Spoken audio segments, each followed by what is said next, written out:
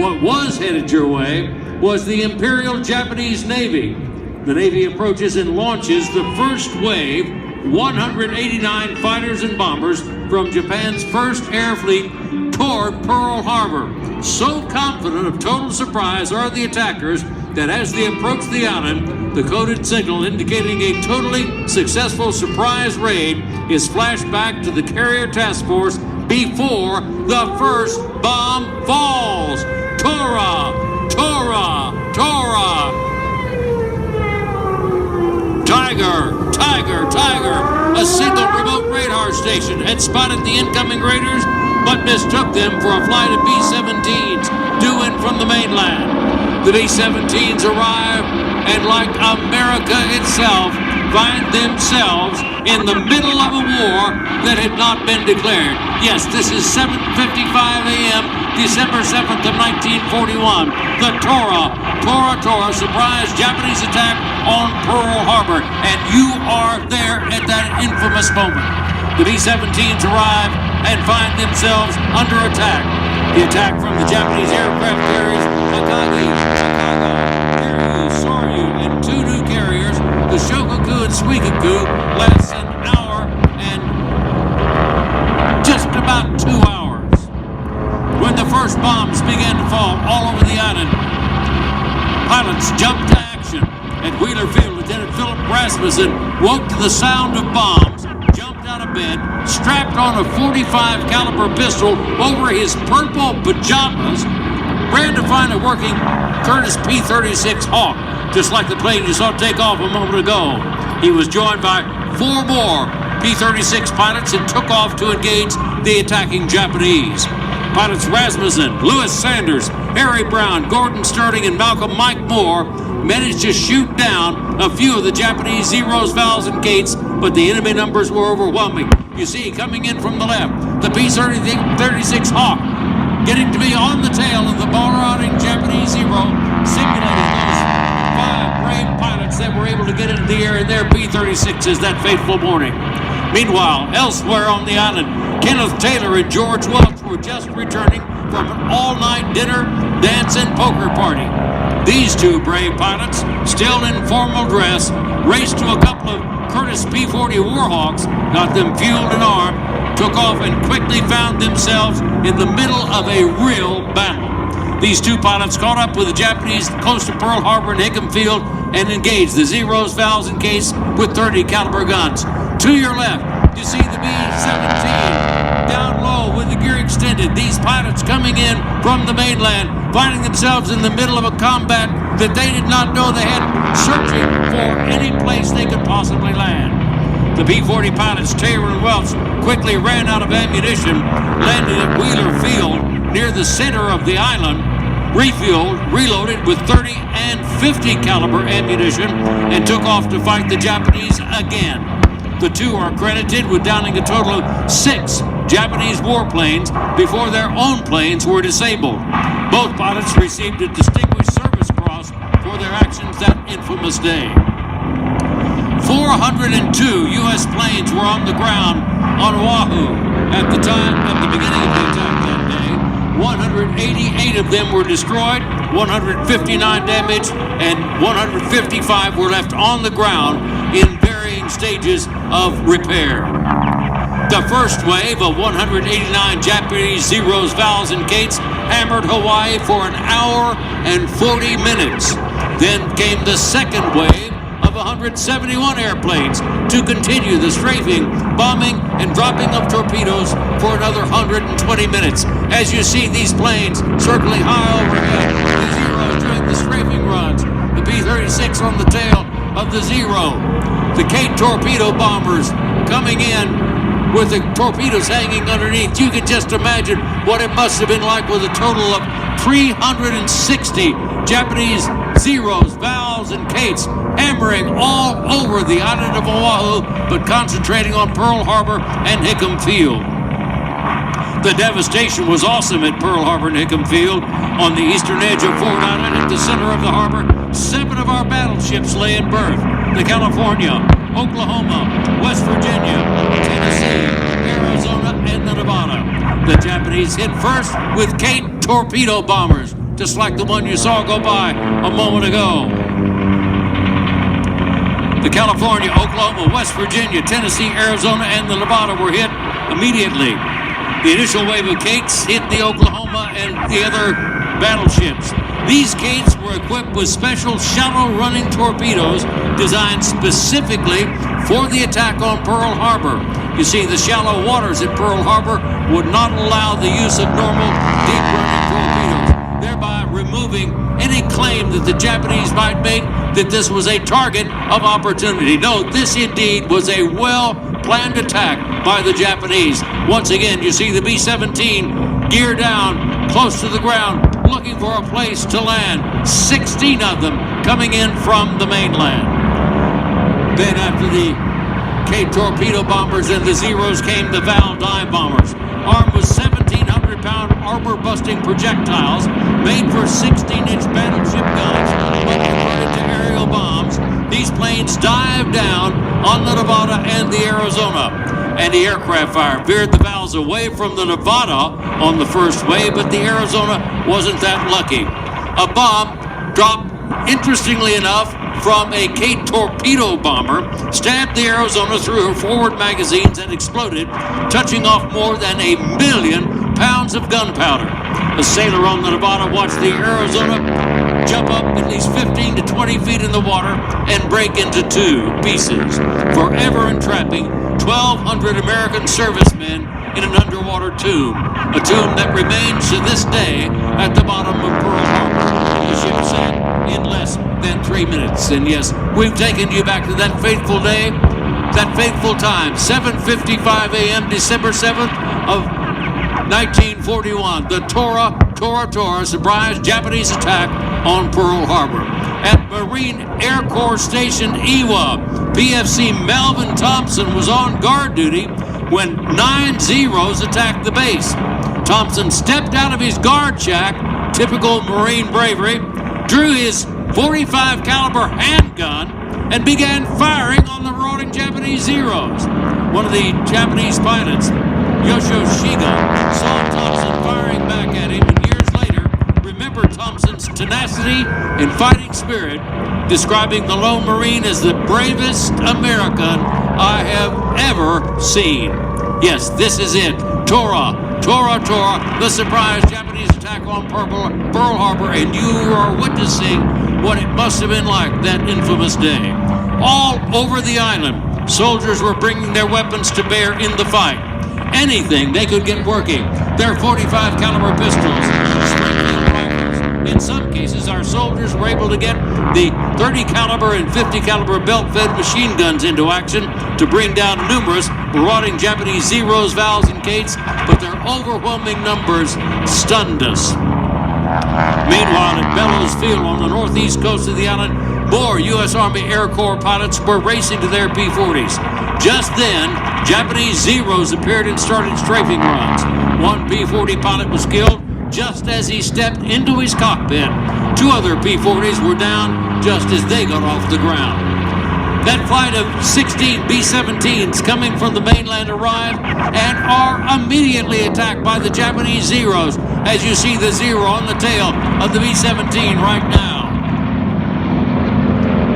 And the confusion, the B-17s were shot at by friend and foe, and the frightened crews landed wherever they could. You see what's happening out in front of you. Listen to the roar of the engines, the sound of gunfire, the air raid sirens, and you can imagine what it must have been like that fateful day of December 7th, 1941. The surprise Japanese attack on Pearl Harbor. They called it Tora. The bombs going off all over the island of Oahu. The K torpedo bomber with the torpedo hanging, the P-36 hot on the tail of the Japanese Zero, simulating those few pilots that were able to get into the air, but they caught us completely by surprise. The red-tailed airplane, a Val dive bomber, behind him another Japanese Zero, bent on following the K torpedo bomber and the Val dive bomber and doing strafing runs to further add to the damage of the day. and the B-17 crews landed wherever they could, one of them in a pineapple field not far from Hickam Field.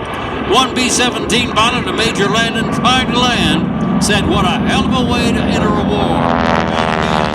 Unarmed and no place to land." 8 of the B-17s actually made it to Hickam Field.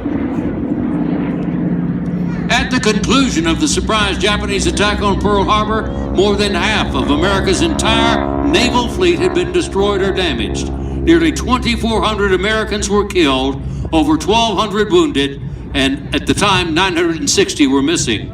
188 aircraft were destroyed, 159 damaged, just 155 aircraft left on the ground. 2 battleships, 3 destroyers, and 2 light cruisers were destroyed.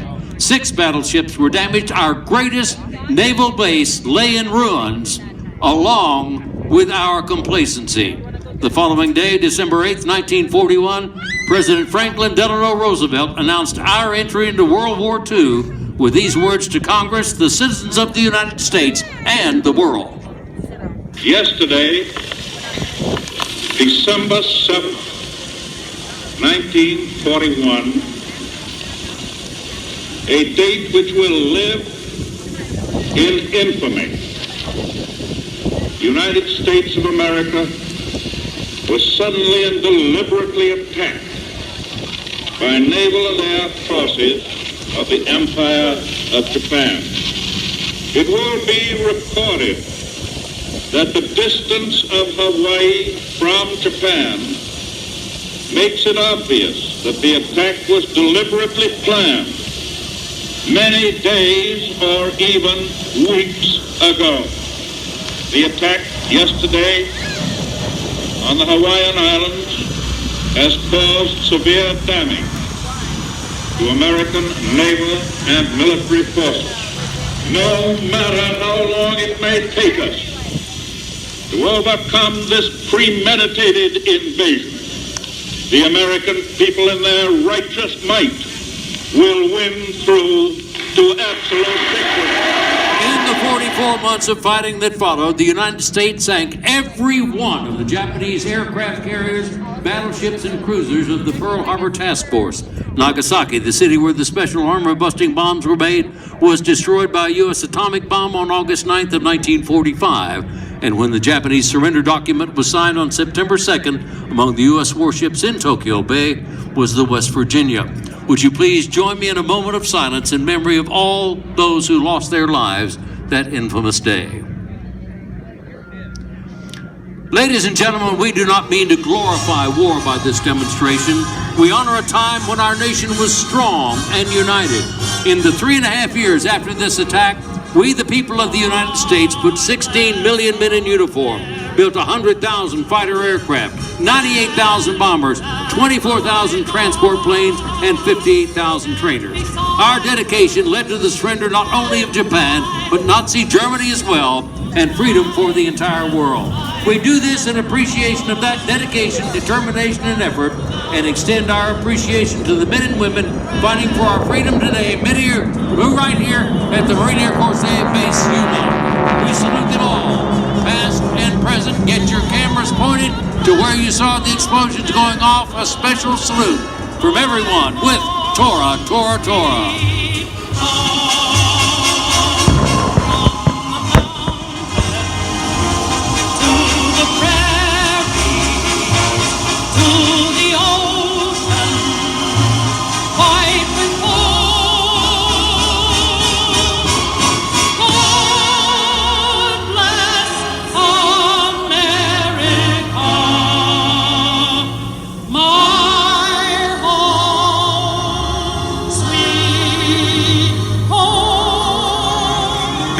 It's my great pleasure to introduce to you the pilots of Tora, Tora, Tora. Coming in from the left, we have 3 second-generation Tora pilots in attendance today. Tora lead Mike Burke from Galveston, Texas at 015, leading it in, coming in right now from the left. Another second-generation pilot in 0111, Patrick Hutchins from Bayou Vista, Texas. Followed by Jim Ryan in 0113 from Needville, Texas, just south of Sugar Land. Then Dan Reedy, our third second-generation pilot in 0114 from Pearland, Texas. Then Kate 313, Bill Fear from Austin, Texas. Val 78, Doug Durr from the Woodland, just north of Houston, Texas. And 0112, Bobby Covington from Conroe, Texas. The B-17 flown by John Cotter out of Houston. Our head of pyro is Gordy Webb from Springport, Michigan. I'm Ray Norton. I'm from McAllen, Texas, down in the Rio Grande Valley, and we are Tora, Tora, Tora.